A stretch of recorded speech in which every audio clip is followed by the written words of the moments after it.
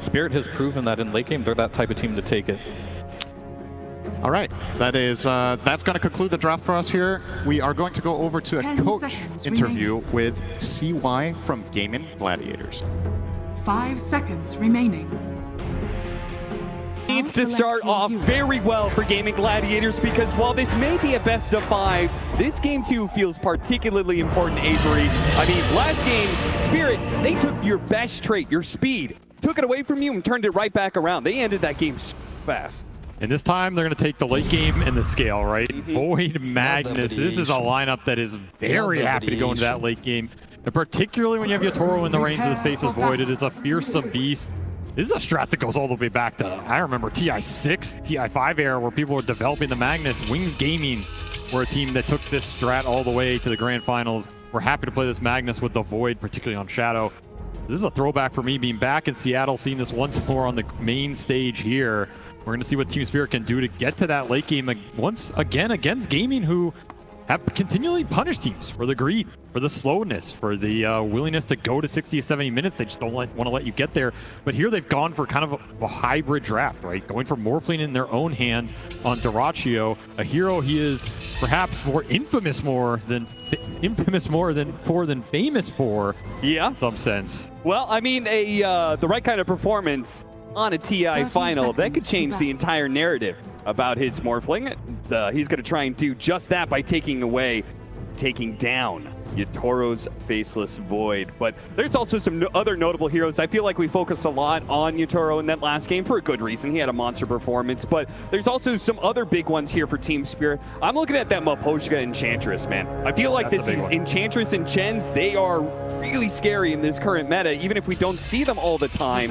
We saw the way that Chen worked for Gaming Gladiators, and Miposhka is going to try and make that Enchantress work for the laning phase. Enchantress is a hero both these teams really highly value and contest. It's a hero that's been banned against Gaming a lot, so they opted to take it away here. It's also a hero that can deal pretty well with Primal Beast in those mid games with the Enchant ruining his charge in. I don't know, when I saw that Ench come out, it gave them the tempo they needed with a Magnus opener to feel really good about it, so they just don't fall behind too much on the lanes. And a quick little body block to push it under the tower here to try and secure the equilibrium. Very heads up play. Dyrachyo read it, got a block of his own, and it will end up outside the tower. So nice heads up play by Dyrachyo to counteract that, as they're going to start 3 top. Maybe looking for a cheeky kill on the Furion, who's TP'd up here. Yeah, that would actually be an interesting idea, but they quickly abandoned that. Celery waves goodbye to the Enchantress as Miposhka heads back down to that bottom lane, which is going to be Ace and Tofu in the Muerta plus Wraith King, the double undead hero against the Faceless Void of Yatoro. And then Enchantress. A very deadly lane as well. We've seen a lot of like the Wraith King Dark Willow come back. That was a classic a couple TIs ago. Wraith King Muerta equally as strong. You get the insta-stun into silence, into Deadshot, pushes you back in. Your attack weak, so you can't fight. Skeletons are hitting you. Very high kill threat on this lane, and a lot of pushing power if you start to run away with it. So this is an off lane for Gaming. They want to go very well. They want Ace to drive the tempo and the objective control of the game, which is something he didn't get to do last time because Team Spirit brought the gank parade to him, right? So that's a big question as well. Do Spirit decide to commit the same resources into shutting Ace down this time around?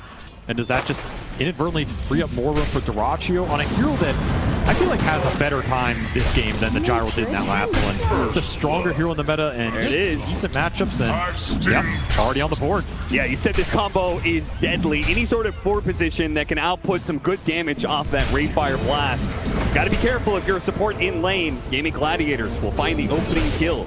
And this early game is going to be a question for Gaming in terms of how much they get out of it, because they have the Furion that can TP, accelerate the lane ganks. They have a Primal Beast who can just gobble up runes, gank side lanes very early. He is the king of it.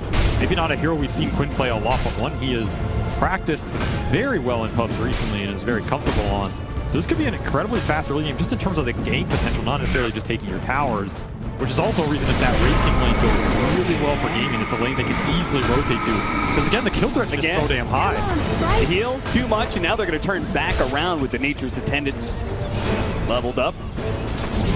Ace will take a bit of damage as he heads back in, but Yatoro doesn't want to miss his CS. Right now, lanes are going pretty well for, despite that early first blood. We got the Pango taking the top spot on the CS chart. Nice dead shot.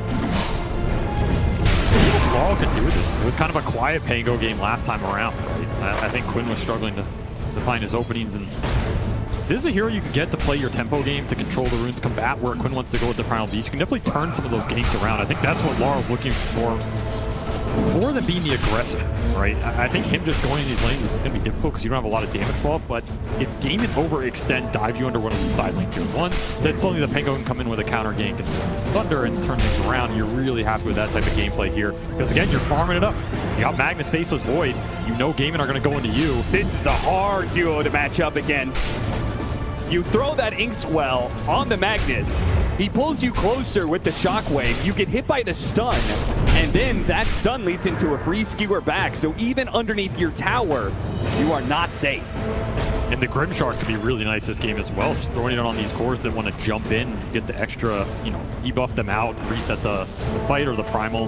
These types of interactions could help them take the team fights in the mid game when they're likely going to be behind a little bit in terms of this. Even are pulling a decent position out in terms of the laning phase here. Doing pretty well on their cores in terms of CS. He gave him the Harpy. That's going to make a big difference in this bottom lane. Can die now, but does some decent economic damage. He's got a small little hellbear to work with, too. And it's also just time. Yatoro gets to sit down here versus a lane that eventually will kick him out. And amping up the pressure here. Has a little bit of an XP advantage, pushing this triple ranged wave in. I mean, it's pretty rare you get 3 range creeps being pushed into the tower. Laurel will clean it all up. No roam coming in early here. Just way too high on the HP to make it look enticing. And of course, these side lanes, wide open being planned. Hill is just going to go for it. Here comes the rotation, though. Mira gives him the Inkswell underneath the tower, but he stops him midway through the charge, and Quinn, caught underneath the tower, will die. Sometimes greed is good, and sometimes you get punished for it. Mira happy to counter that. Push Laurel ahead in the XP, and now you're going to have a Rolling Thunder. Oh, what a sprout! Collapse, cut down a tree, but he was still stuck on the corner there. Did have some stick charges to work with, though, and so he will survive for now. They wanted to be able to punish the fact that Mira had to TP into that mid lane, but couldn't quite finish the job. It's a game about pressure. Every time one of these supports makes a move, you need to create the pressure somewhere else. And he just can't clump on you. Get the numbers. Yatoro gets pushed back into the silence. Oh, he time walks up. Now he's still kind of in a sticky spot here. Game of Gladiators are going to try and run him down, looking to throw the blood grenade, but he'll make the difference. He's going to show up with that Rolling Thunder. Do manage to finish him up with the 2 supports, but Laurel, he'll be collecting some heads here. Even the Wolf gets a hits in. Up there on the corner, but that's okay. The Swashbuckle will finish the job. A lot of XP going into the Pango and the Edge down here. Yatoro, a little sad he died there and doesn't get it for himself, but I mean, that's sometimes the life of a Faceless Void versus a lineup that is going to press you, is going to go for that kill. And if it was a lot cleaner, maybe Gaming can just walk that off. But here they get the rotation in. Suddenly these Pangos having a terrific game off of that in the turnaround mid. And those are those counter turns that Laurel's looking for. Yep. Force the Wraith King in, force this Morphling into an aggressive situation. Maybe Quinn dives you, and that's when you get the strike here. Arcane Rune picked up for Quinn. This is a really nice rune on the hero. TC pops it here to try and deal with Mira. The silence is going to last a while. Can he get it? Yes!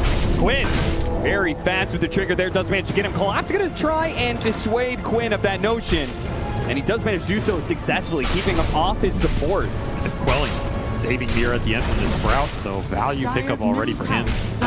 Arcane Rune's still in the bottle, so Quinn can still look for a rotation off this, and he probably wants to. I mean, his early game is getting a little slow here, and you have threat on the side lanes, right? This is where the Primal Beast strikes really hard, really fast, gets momentum going for the team. And it's the theoretical ideal. You just shove in mid, make the move. Wisdom Rune. There is a Furion. There's always the opportunity of the Celery to try and make a move, but I feel like the teams have been really good at protecting their Wisdom Runes against invasions, particularly against the Nature's Prophet. More times than not, it seems like Nature's Prophet tries to make that kind of move. He just walks into a trap. Just a hard gamble. You use your teleport for that, you're dead on the map for 60 seconds. Chances to get it should be minimal in a TI Grand Final, I want to say. Good D-ward there. That'll help because Quinn wants to be able to make moves, particularly with this Arcane Rune, which he's going to put to use now. Caught a mid-shield crash. So that ability no longer there with the 2 support rotations. It's easy to kill Laurel. Exactly what they're looking for. Combine the calling dead shot with this Primal Beast. anybody goes down to it at this point. This is where you want to ramp up the speed. Start getting the map in a position where you can just guarantee the power runes for Quinn and get the connections going, and hopefully lead to like jungle invasion, right? Because the one thing you have to think about with the Magnus is the stacks, and if their carry just gets to sit in triangle and double ancients and clear through them at that point in time, the earlier you take down these tier 1s, the earlier you get aggressive obs out, the happier you're going to be when that period comes. Another power rune should be secure from Quinn here. Oh, these runes are getting a little crazy. Oh, that skewer plays against Collapse as he does a ton of damage onto himself thanks to the trample. But Quinn's locked out by his own sprout, though. He's going to try and get to the other side of this cliff. Laurel does hop down to chase after him, though. Laurel showing the power of a non-real hero in his hands as he will take that rune away from Quinn. No haste. I mean, that's one of those situations you almost rather take the haste rune. It's so damn good on your hero. Collapse will suicide himself to take Quinn out in the process. Kind of have to be careful with those skewers against the Primal Beast. Kind of movement could be deadly. Look at this, just a quick rotation of the support. The power of Enchantress, early creep takes down 2/3 of this tier 1 mid. Yeah. Didn't even feel like that was a real move, but they still got a lot of this tier 1 tower damage out from it. Once again, it's Gaiman responding to some early objective pressure. The whole time this is happening, also space on the side lanes, which means Yatoro got to catch up a bit. He's not the one getting ganked or killed by the calling here. Very happy with that. Ace not able to force him off lane yet. However, Gaiman doing a bit of stacking of their own. Maybe that's something they took out of that game 1, right? Like, you go in game 1, you try and run Spirit over. Instead, they run you over. Okay, this is not a team we're going to beat in 20 minutes. Not a team we're going to beat in 25. Maybe we go back to some of our other tricks, other things up our sleeve, like the efficiency on the map. Yeah, this is a team that is stacked their whole way through the season. Back to it now when it matters. And a particular strength of Western Europe in general. So I love those DPC matches throughout the year. Stacking was a big factor for all of those teams. Ace does have the reincarnation here, but it looks like Team Spirit want to try and burn it away from him. The Skeletons will push back, though. A brother does chased away. Brother against brother here. Whose skeletons are better? Right now, it's going to be Quinn trying to jump in, but immediately stopped by Laurel. Once again, with the counter initiation, Quinn's trying to get out of here, but he's going to be caught. Ainswell plus the Sans is going to try and trample his way over the left-hand side. And he's supposed to get pulled back in by Collapse, though. Oh, and Chronosphere actually locking away these two other cores right behind this tower. Seller's trying to stop him now as they turn back around onto Ace, trying to finish him up. There goes that reincarnation. The Ratio doesn't have much mana to work with, and on the fresh light, Ace is going to be pulled back underneath that tower again, just like Quinn. They're in trouble. Now the Ratio's under this one as well, surrounded by 5 heroes. He's going to start desperately morphing into strength and try and wait for him over the left-hand side, but with all of this damage, he just cannot get far enough away. Gaiman Gladiators will lose all 3 of their cores, and that attempt to fight at bottom lane. That is the danger of making an aggressive move into this Pangolier. Grimstroke, the turnaround potential is just so damn high, and time dilation absolutely ruined Dyrachio as he goes in that engagement, gets time dilated, can't do anything for the rest of the fight. When he ate the big ult, still trying to make something happen this early game with a very aggressive mid that can do it, but he's just struggling. Feels a bit too tanky for him to bring down alone, and the combinations haven't been exactly on point for Gaiman. This will give a really nice bump to Laurel, who is just easing on these early game fights. It's going to be a very fast Pangolier defusal in this game. And these are some heroes that are susceptible to mana burn, right? You're looking at 2 strength cores and a Morphling that also doesn't like his mana getting burned with an early defusal. Back to clearing some stacks, the net worth still looking pretty good for Gaiman, but the fights are just not going their way. Particularly when you know the Wraith King wants to rush this Radiance as quick as possible, which means an Axe Shard, he really doesn't want to have to buy that until at least after the Radiance. There's definitely a timing here where this Pango could punish Ace heavily. Especially since it's just done. This is 11:30 Arcane Boost Defusal. This is crazy fast. In a game where they maybe expected Laurel to not have the freest time. Up against the Primal Beast with a Furion who can rotate. They're supposed to shut him out early, win that lane, and then later on to the game, as a Primal Beast, you could just BKB and grab the Rolling Thunder ball and stop it immediately, right? Look what's waiting for him. Some good old stacks for the mag lineup. This is another downside of Gaiman not securing those early teamfight wins. You can't invade enemy side of the map this early. Laurel's just going to clear through it all. Defusal going to help him. So big right now. He's got a shield rune to boot. So they're going to be looking to take a fight. It's also going to be the blink timing for Collapse. He's going to finish this off the stack. Just rush it out here. Look for a big blink RP skewer on a core. Continue to slow the pace down here. Gotcha. You're going to be happy to use their ult for big core kills. So the question on Gaming side is what do you do when those ults are on cooldown, right? How much can you get off the map? How much can you push the lanes and look for kills? Quinn once more looking for something to get his game going here. Just can't find anything. Good read by Miposhka, dipping away into the trees there, out of sight from Quinn. As a result, that's going to be yet another rotation that fails. One way or another, Gaming Gladiators, whether it's running into a 5-stack of Team Spirit and they lose the fight, or the smoke's just not working out for them, so much of their early aggression with this Primal Beast has been completely stymied, and now Team Spirit sitting in a pretty happy position, I would say. The net worth is dead even, but it does feel like Team Spirit have answered Gaming Gladiators and all the moves they wanted to make early. I mean, there's a lot of Magnus teams over the history of TI, and I think all of them will say, if you are even at the 15-minute mark with a mag lineup, you're winning the game. Like, you're happy because you know this game is going to get extended. You're going to outfarm the enemy. You're going to theory outscale them. Now, a lot can happen in those fights. This lineup from Gaming can scale very hard. We've seen Primal Beast go very deep. Later he one stun, get the fall of silence. Of course, too many heroes. That can also happen. Yeah, this is the move the Gaming Gladiators. They were trying to play off this, being able to get numbers movement, right? Like the Primal Beast and the Nature's Prophet offer so much mobility around the map. They should be able to outnumber Team Spirit and find openings like that. It's what Celery wants to do for sure. Every time you get one of these pickoffs with the Furon, you get to farm their side of the map. You get deep wards up. It's going to set up for your next play, and then your economy is just going to explode. And some extra items on this Furon, he can control the fight. The Ag's very good this game with the root disarm, right? This is a great Furon Ag's game. Yeah, the Nature's going to do some mad work here. He can get anything else to help his team survive in the Chrono, in the RP. So he's going to be a force to be reckoned with. We continue to shove these waves in as well. Continue to play this game slow, continue to farm up Laurel with their power going to work. That is a successful move for Gaming and a period where Collapse didn't really find that opening with the Blink. Settle for some farm. I find an interesting note, there's just no hand of Midas in this game. Wraith King, Faceless Void, both heroes that have bought it throughout this tournament sometimes, but feels like as the tournament's gone on, particularly probably because the way the Gaming Gladiators has stomped through some games, there are teams who've been a bit wary about picking up that greedy item. I mean, Midas is a crunch item. Midas is an item for, you know, the bottom 14. It's not really a grand finals item. You know, if you're worthy of a true Pantheon, you don't need the extra GPM. You're going to collect it off your enemies here. That is what can do that.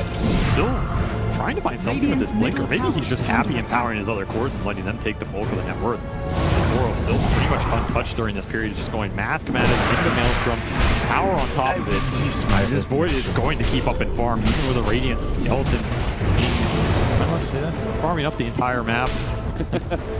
He will match him. Oh, Laurel is essentially there to grab him.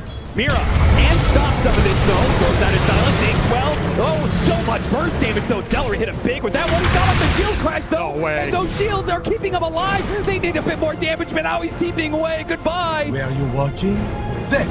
Oh no, Gaming Gladiators gotta feel so bad about that. A pickoff on Laurel, the highest net worth in this game, would have been a dream opening for them. And that was one of the few openings you'll have against this guy because he is closing in on the Lincolns fast. It's not crisp enough. Laurel walks it off. I think he even misclicked his swashbuckler there. Brachio on the edge of the Chronosphere. Now that's an idea. Team Spirit said, oh, use all those resources bottom lane, huh? It'd be a shame if your carry got picked up, wouldn't it? A heavy cost indeed to missing this gank. And Laurel just plays with his food, and we're going to put those ults to use on Brachio every time. Anytime you can just collect a Morphling in this game, you're super happy about it. Yatoro will just continue to farm. Says, give me the freebie and back to the jungle. It's coming down to ace right now, right? I mean, it feels like it comes down to ace in a lot of games. But yeah. Particularly right now, he's the strongest hero on the map. He can create the pressure. He can do things like this where he just solo create an opportunity. We're going to find both supports. Ace will walk it off. He's got to back away. He showed so many heroes up there killing Miposhka earlier. Miposhka, again, continuing to play very aggressively. I mean, the Treant Protector, he was on Gaming Gladiator side of the map all the time because he was invisible, but this Enchantress seems to have a similar game plan. He's going to be playing up in Gaming Gladiator's face, and that does, even if it costs him a death every once in a while, it does create information and space for his core. Particularly when the Chrono and the RP are down. Yeah. This is where Gaming can pretty much run the game to the map, choose which objective they want, and claim it for free. There's no way you're fighting them without those big ults off cooldown. Without Collapse being stronger, Skewer on Skewer play. You're coming with me, Skewer son. up into the TP point from Quinn. Collapse, as long as he keeps the damage on him, he's not going to be able to blink away, and Quinn will finish the job. Great move from Terrorblade. Those are the kind of plays you need to see here. You want to be able to take down the best team at this tournament. You need to be able to pull off some solo moves like that. Create the pressure that's going to create open elsewhere. And suddenly Terrorblade, this stolen in power is pretty damn nice. He can throw it on the Raid King, he can throw it on the Primal, especially bonus damage on Primal. Quinn is going to be very happy with that. And that's something we can see in a lot of these fights. It's probably going to be the best deal for Terrorblade outside of maybe time dilation thrown back against Team Spirit, or just creating his own Grimstroke combination. Precious bunker. These are good Morphling combos to use for the fights, and the team starting to pick up the pace. Instantly silenced and a beautiful soul bite, and now it swelled up. Pinball coming through straight to the heart of Gaming Gladiators. Terrorblade already burned out most of his mana. Pops his wand, but Terrorblade, he needs to be able to get away from both Wall and Yatoro, and he's been burned out. No chance there. Gaming Gladiators still have a chance, though, to be able to fight back around Ace and his Radiance. But without their carry, it's not looking great, as Ace is going to be burned out of his first life. And they fight around this second one. Quinn sticking around. They certainly don't want to be giving up Ace like this. Here's not back.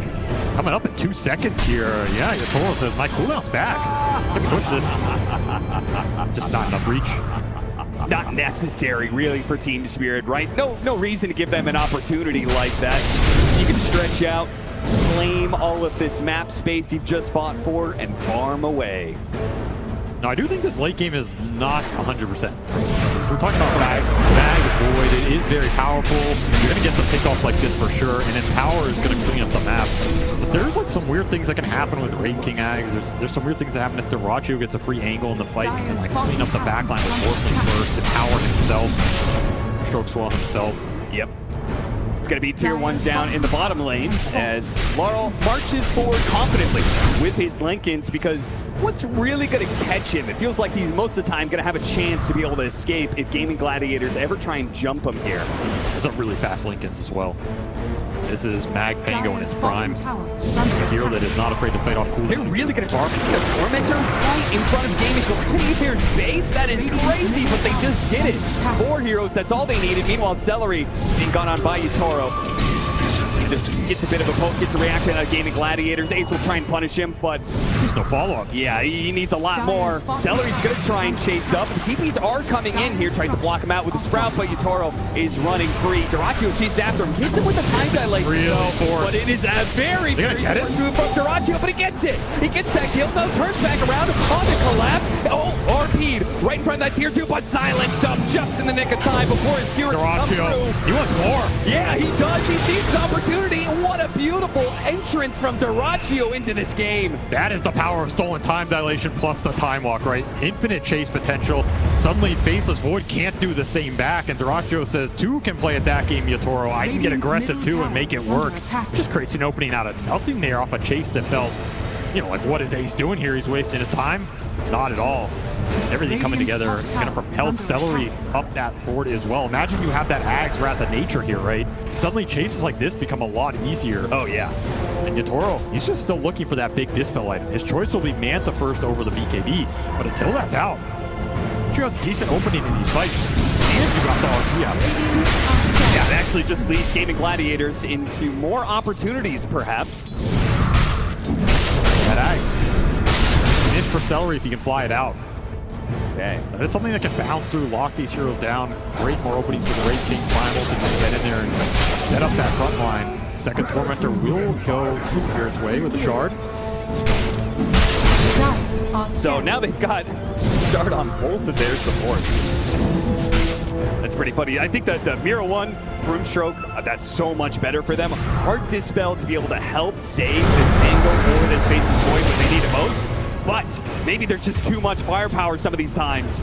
So we can see from Gaming Gladiators when their cores start linking up, and they're picking up the pace now. Terrorblade, he's just swarming forward, seeing if there's anybody else to be able to catch deep on Team Spirit's side of the map. And this is the part where Team Spirit needs to be able to slow down the game. The momentum is beginning to play against them. The map becomes difficult. You have Skeleton jumping in one wave, you have Wrath of Nature pushing all the lanes. The Morphling's not afraid to show right now. He has Manta Lucius on top of it. And the Primal, he's in the fog. It creates a scary situation with a takeoff potential. They're just getting more information than Team Spirit right now. There are still very deep observer wards that Miposhka got out, but you can't really get there and use them. They're not scouting anything right now as Radiant's Miposhka popping in. That shard is pretty helpful when it comes to the sprouts, but may not save him from this since he's going to be surrounded. He'll create a little bit more time, a little bit more space. In fact, he's going to go for the TP away, and there it is. Okay, they do manage to stop that. That would have hurt Gaming Gladiators a lot if they let him get away from that. Solid space, I'm sure is what he'll say. Yeah, absolutely. Time to try and get to the Dispel item on Yatoro. Collapse will finish Harpoon. So he can't really deal with time dilation in the fight if it comes out. This is a very aggressive item. He can lock people down, guarantee the skewer better. But the fight starts on him, could backfire. Quinn's still working towards that heart. So, Gaiman looking for the next big damage item there to let them ramp this game up. And of course, Ace still sitting top and pretty here. He's the big objective driver, so he decides that they need to force tier 2 or go for Roshan, where they want to fight and how. It's up to Ace right now as he is the front line. Toro calling for a smoke, looking for some kind of pickoff here. They get the right kind of opening, they could translate this into a quick Roche take. Exactly. They're looking at the corner of the map, so anybody that dives down here, Yatoro's instantly going to go with it. You might just do it anyway. Yeah. Gaming Gladiators say they look inside, see if it's actually Gaiman who's taking that Roshan. That's going to be pretty tough to deal with, Yatoro, with the charge jumping around with Inkswell on top of him. So even if you catch him midway through his time walk and stop him from leaping back into play, there is that Dispel that can come out. That's why you want to create a situation where he has to choose between Chrono in the front line, the Heart Primal, or Ray King with 2 lives. If they make this move fast enough, it could be massive for Gaming Gladiators. They have a double damage in one bottle, and if they can get to this fight in time, Team Spirit may get wiped and lose the Roshan fight, and they are not doing this fast enough. Gaming Gladiators are going to get here, and it looks like Team Spirit have made the right read. They're going to smoke, backing themselves away, see if they can find the opening on Gaming Gladiators. Quinn has position, but it's the wards on the high ground. BKB immediately goes out. Now he has to turn and chase, but he's not going to be close enough. Team Spirit got something big out of him. But they do hit him well. That's going to be able to hit all those heroes. The RP took it. Going down the 2 rounds. They jumped into the RP. He's going to have to do all the damage from here on out, but the Rolling Thunder is dangerous. It slows him down with the bash hits, and the Rolling Thunder hits, and there's no chance. And now they leave Quinn. Yeah, trap him inside that Chronosphere. His BKB is gone. Get the rest. Oh, it's Gaming Gladiators who had an opportunity there to be able to upset. But now, just what they feared the most, which was losing a fight and giving the Roshan to Team Spirit. That may have just occurred. He's going to switch the sides, so they're going to have to run up top. They might not have enough time before Gaiman respawn. I mean, you got to remember, they can keep it entire outpost up here as well if they still have enough cooldown. But damn, what a heads-up RP from Collapse. That is a team fight salvaging RP as the Wrath of Nature just got them all on the backside, and Dilation was thrown out early here. So right there, it goes on Quinn, but that opens the fight for Dyrachyo by a decent margin. I don't know. I mean, he just RP'd him. There's no way around it. Yeah, they only had one stun to work with. Dyrachyo just makes a complete misread of the situation there. He thought the stun was going to last and be longer, but there's a lot of bailout here. And the second that goes wrong on the Morphling, this fight's just completely over. Yatoro's going to clean house. You cannot give too many of these openings. The upside, though, like we said, is Roshan switch sides, and the respawn timers were not too long here. So Dire side going to work for Gaiman as they come back into this map and stall out the Roche a second time. I think you just man up for it here because you know RP and Chrono are on cooldown. Yeah, 100%. In Team Spirit, I mean, it would be a pretty bold move to try and take this fight without their ultimates. No, they're just looking for the pickoff. Not going to find it, clear the wave, but this contest, it's all on Laurel with the Rolling Thunder. Maybe they can take the fight afterwards. He's thinking about going in with this Inkswell. He tries to jump in, see if they can get the skewer pickoff. No such luck. Gaming Gladiators retreat very defensively after claiming that Aegis. They know Team Spirit are bold enough to make a move like that. They respect it. Now back away. Dyrachyo will try and get his farm into the Silver Edge, which is a great way to be able to find some of those backline heroes. I mean, I think that Grimstroke is a big problem for them. It is. The Link and the Dispel off the Swell are both really nice here, especially when you just throw the Cell into the Faceless Void or the Magnus. They get a free jump, and if they get stunned, you just bail them out. Right. I think we're going to see that the whole game. It's going to make sure that both Collapse and Yatoro can hold their BKBs or the Manta for as long as they want here, and Mira can bail them out. Of course, you can also just throw it on the Pango and let him roll in. Yeah, speaking of Pango, his item timing was definitely delayed quite a bit, but he's finally going to get there. He got that Lincoln's a while ago, but the Aghanim Scepter that he was looking for next will finally be complete. Radiant's bottom tower is Hurricane under Pike for attack. Miposhka. So the damage starting to heat up here for Spirit as they're going to spread it across 4 effective cores going into this late game. That is why they love the Enchantress. Miposhka is going to start to cause his own mischief in the fight. And that pushes the question back to Gaiman in terms of how are you scaling in this game, right? Because right now you have an Aegis, you have a Morphling pushing towards Silver Edge. Ace just hit his BKB timing here. The heart is a couple hundred off for Quinn, so you have some really strong fighting items coming out all in the same interval here for Gaiman. You would really like a good team fight out of this, especially if the Chrono or the RP gets wasted. Or if you trade an Aegis for it, you might be okay with that in the long run. You can at least find something on the backside. Is under attack. Because right now, you're looking at Yatoro. He has a Manta. That's it. He did not go for a BKB on the Faceless Void this game. He's just hyping up the damage here, using the fact he has a power. Going to go for a later Lincoln Sphere. He will be collapsed with that BKB. So it's a question of who do you want to start on. Maybe the Silver Edge is going to give Dyrachyo the option to put his aggression to use and just start on a support, start on a core, give the Vision for a Wraith King jump. Vision means everything here. Gladiators as they try and take these next few fights. Yeah, which means Miposhka is a particular nuisance to them. As he once again leads forward, just using the creep to be able to find information. They got the Harpoon. Stealer back. Now he does have BKB. Locked down by the RP, but maybe the damage is going to be enough. It's going to be close call. Quinn starts walking away. Celery's going to jump in with the Wrath of Nature. Soon coming out. He tries to use the Overseal Totem to get away from the Rolling Thunder while they jump forward on Dyrachyo. They want to get something out of this. They see an opportunity, surely, but they couldn't actually grab anybody, just lacking the disables. Hurricane posing problems for Dyrachyo as well. They just can't see anything to hit. Team Spirit able to disengage after that Wrath of Nature rooted them all, which means Yatoro wants to go back. He's got an opening here. Looks for it with the Chronosphere. They were so grouped up on Gaming Gladiators, but he doesn't have the vision. He's now been grabbed. They actually have that enemy. The calling goes out. He's on the other side. He actually gets away. Thanks, well, Time Walk undoes so much of the damage. And now Gaming Gladiators have to play it a little bit slow. Have to respect that Soulbind. They cleanse themselves of the ghost. That silence is now gone. The Soulbind is away. Yatoro, he's still waiting for his opportunity to get that call. Got 3 down, 2, 3. 1 in the back, 2 in the front, and that's going to be the Aegis down for the Morphling. A second life for both him and Ace, though.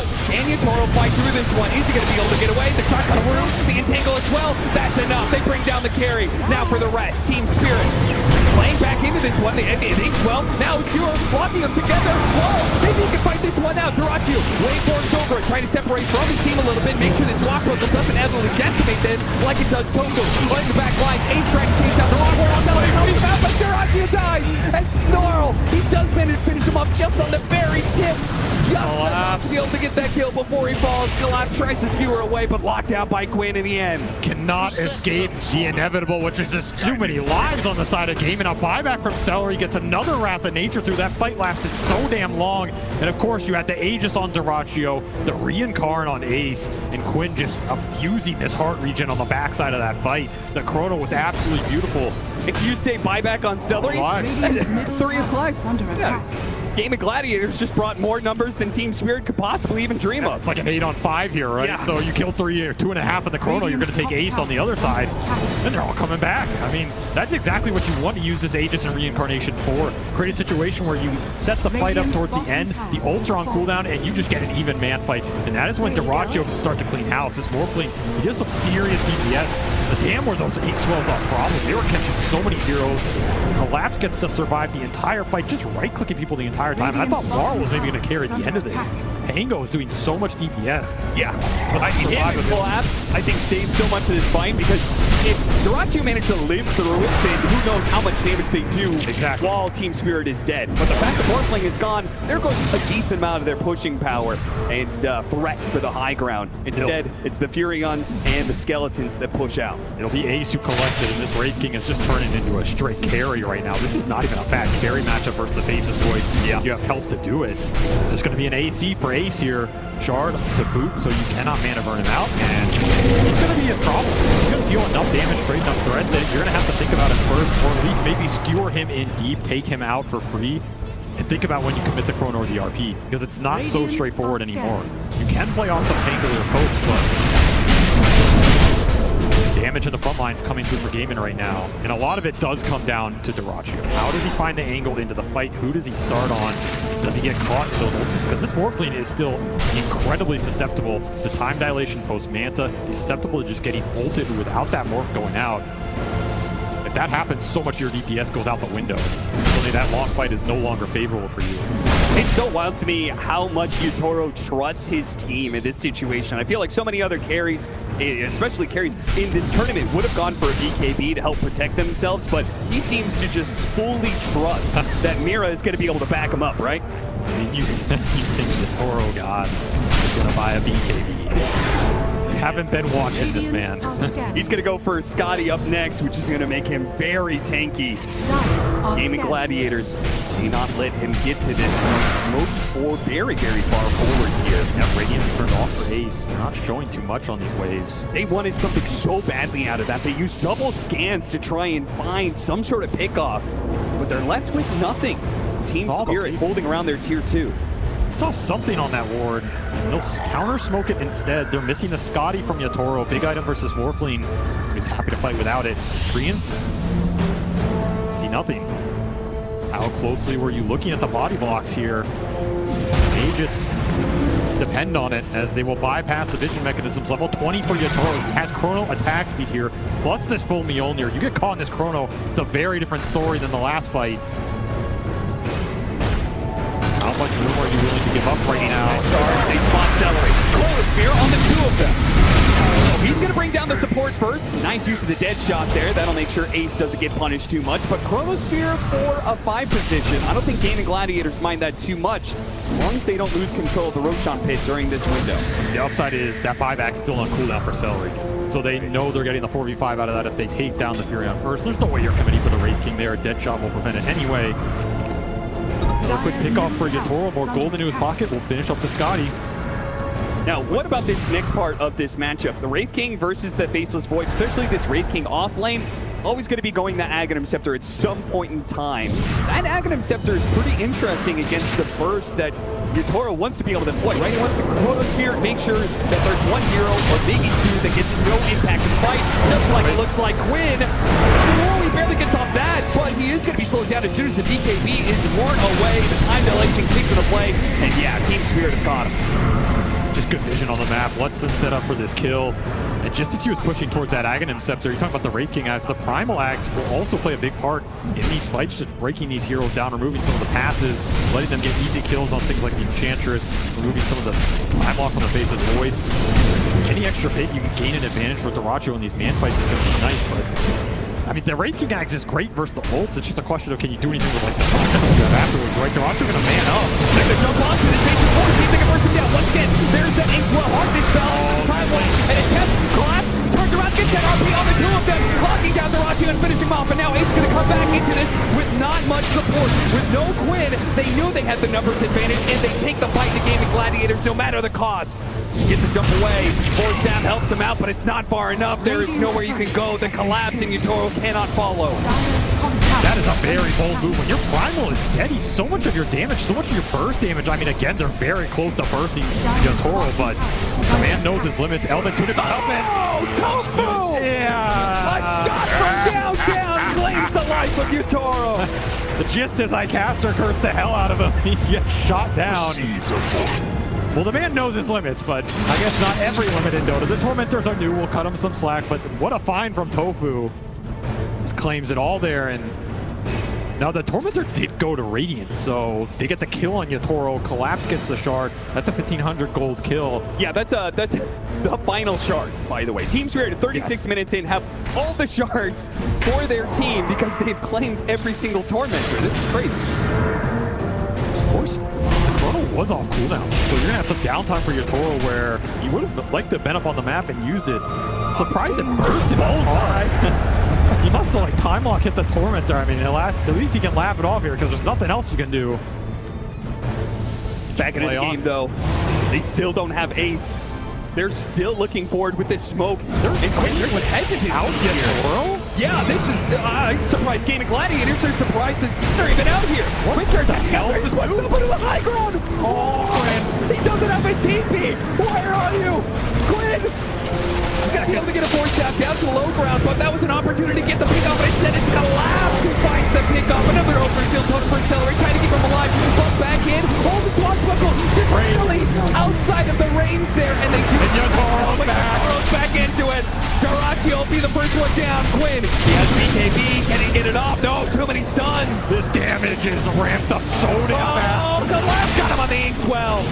Yatoro says, you had your fun, you had your cliff walk, but I'm here to clean it up. And Ace trying to get away desperately. Blink is up. He will get out. Yes. Oh, they got a scan on him. Yeah, turn that radiance off, son. You need to get the hell out of there. You gotta hide. You gotta hide. You can't be farming right now. There's that shard. Collapse pulls him back in a little bit. No harpoon just yet, though. So he couldn't get him any further. Yatoro knows what he wants right now, and that is an Aegis. That is a Roshan fight the game could have just committed to. It's also a fight that 30 seconds of it had no Yatoro. They couldn't find anything. They found Eddie off of double dive between the Morphling and the Primal Beast, and that's it. Team Spirit is way too good at kiting these fights out, not giving you an opening. That Hurricane fight did some serious work. Sent Quinn back to NA with his pal RTZ stuck up there. But what else is he supposed to do? You have to find the openings. You have to dive. You only have 20 seconds without Yatoro. Gotta go win your way, and now it's gonna be an Aegis into his pocket, a cheese on the back, and I guess everybody can buy BKB at some point. It'll be his next item here at last to seal the deal. He really wanted to save that double damage rune for Laurel or for Yatoro, but little Treant will deny them that opportunity. Still though, Team Spirit got to feel very good about this next 4 minutes. Been winning a lot of team fights lately with that extra life on Yatoro. He's already been very aggressive, leading a lot of the charges for Team Spirit, giving information to Collapse to follow it up. The second life, I feel like there is nothing to stop this man. No. You get caught in the corner, you're gone. Yeah, I mean, that's it. Even if you're morphing, I mean, who cares, right? The second you come out of it, you're basically dead. Zags from Celery can only do so much, and suddenly the lanes are not getting pushed in as deep as they once were because this Empower is just going to work on these cores. They're just mopping it up. At this point, the Skeletons and the Treants are just extra gold into their pocket. We're looking at 440 CS for Yatoro right now. Cleaning up these lanes. 500 for Laurel, by the way. He's been swapped up in what feels like the entire map. Still being a tremendous game here on the Pangolier. He is. Look at the difference in the last hits, man. That is what Empower does. That's what an early Master Man is. Ailsford does. Also, all these summons going down the lanes. It's inflated a bit, but gold. Now Mira with an Ags. This is a great Dark Portrait game, right? And these soul lines have been landing. There's not a lot to block them. You get the Wraith Team, you get that aura going back. Great illusion. You get the Morphling. You're going to clear house on the back line. So suddenly, the scale from Blue Spirit's starting to pick up the pace on their supports. These are scary ones. RP straight up in the top lane. He got caught. Trying to hit that tier 2. You can get nothing for free against Team Spirit. Collapse denies Duraccio that opportunity. Duraccio compliments on the initiation, but the damage is done. Gaming Gladiators, without their carry for 70 seconds, there's going to be some serious damage coming their way. That just feels like a move it's based on pressure, right? They feel like this game is looking away from them. They feel like the scale is going to be insurmountable. Duraccio trying to make something happen on the map and find a tier 2. And he will pay the price only for an RP in exchange, which is going to be up pretty much when he's back up. How much do you want to push with this Aegis right now? Level 25 on the Faceless Void already. He already has the backtrack talent. Just going to make that burst even harder. And Yatoro says, this is enough farming. I want to end this game. End it now. How much do you have to take the fight on your high ground? Look at them. They're just trying to catch whatever they can in the side lanes because, well, you don't have a carry, so there's not much point in acting like you're going to defend this business. You have to use Ace's strength. You have to find a way to use this Wraith King Axe and the Radiant Burn. Get something going in the fight over the long duration.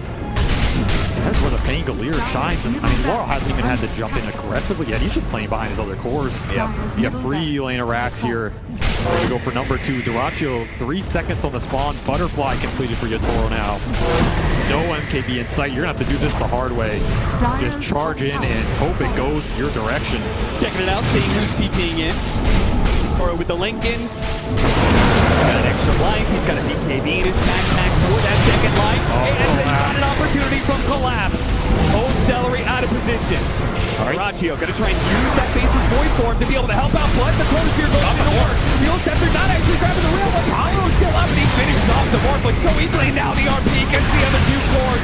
Team Spirit, so clean. The extra ghosts come out from the Wraith King, but still didn't really do anything.